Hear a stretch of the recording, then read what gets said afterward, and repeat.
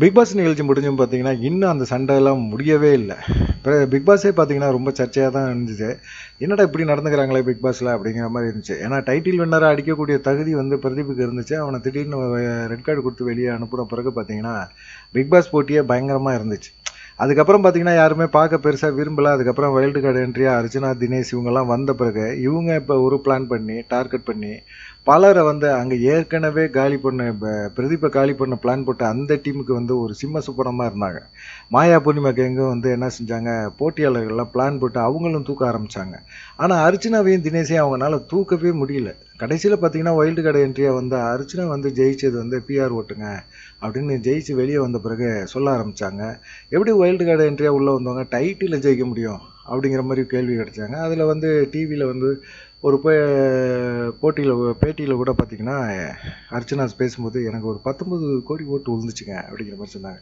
அப்படி வந்து 19 கோடி ஓட்டுக்கும் நான் பணம் கொடுத்து நான் ஓட்டு போட வச்சிருந்தேன் அப்படின்னா, ஒரு ஓட்டுக்கு ₹1 அப்படின்னு வச்சீங்கன்னா 19 கோடி ரூபா. என்கிட்ட அவ்வளோ பணம்லாம் கிடையாதுங்க. நான் ஜெயிச்ச பணத்தை அப்படியே பிஆர் டீமுக்கு தான் கொடுக்கணும். அப்படி கொடுக்கறதுக்கு நான் பிக் பாஸுக்கு போகணும் அப்படிங்கிற மாதிரி அவங்க ஒரு விளக்கம் கொடுத்துருந்தாங்க. இந்த மாதிரி சமயத்தில் ஒரு 2 நாளைக்கு முன்னாடி பார்த்தீங்கன்னா, இன்ஸ்டாகிராமில் ஒரு பதிவு ஒன்று போட்டிருக்காங்க. அந்த பதிவில் வந்து ஒரு கடை திறப்பு விழாவுக்கு வந்து போயிருக்கிறாங்க. அர்ச்சனா போயிருக்காங்க. கடை திறக்கிறாங்க. அந்த கடை திறப்பு விழா தான் இப்போ திரும்பவும் ஒரு சர்ச்சையை எழுப்பிட்டுருக்கு. ஏன்னா அர்ச்சனாவுக்கு மிகப்பெரிய ஒரு ஃபேன் பேஸ் இருக்கு அப்படிங்கிற மாதிரி சொல்ற இவங்க கடை திறப்பு விழாவுக்கு போறாங்க. நீங்க பாருங்க, அந்த வீடியோவே பாருங்க. அதுல கொஞ்சம் பேர் தான் அங்க இருக்காங்க. ஒரு பிக் பாஸோட டைட்டில் வின்னர் அவங்க போறாங்க அப்படின்னா எவ்வளவு பேர் கும்பலா அங்க வந்து குமிஞ்சிருப்பாங்க. அப்படி ஒரு நிகழ்ச்சி நடக்கலைங்க. அவங்க கூட போன ஆட்கள் தான் இருப்பாங்க.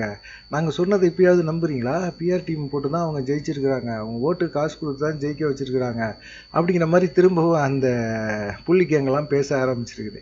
டேய் பாவிங்களா, கடத்திறப்பு விழாக்கு கும்பல் சேர்ந்துருச்சுன்னா பெரிய பிரச்சனை ஆகிடும், டிராஃபிக் ஆகிடும், போலீஸ் பந்தோபஸ்தெல்லாம் வேணும், தேவைப்படும். இதனால கடை திறக்கிறவன் அர்ச்சனா வரங்கிற மாதிரி ஒரு விளம்பரம் கொடுக்காம இருந்திருக்கலாம். இது வந்து ஒரு பெரிய விஷயமா இந்த புள்ளி கேங்கெல்லாம் பேசுதுங்களே. இதை பற்றி என்ன நினைக்கிறீங்க நீங்கள்? இந்த பூர்ணிமா கேங்கெல்லாம் இன்னும் திருந்துமா? மாயா கேங்கு திருந்துமா?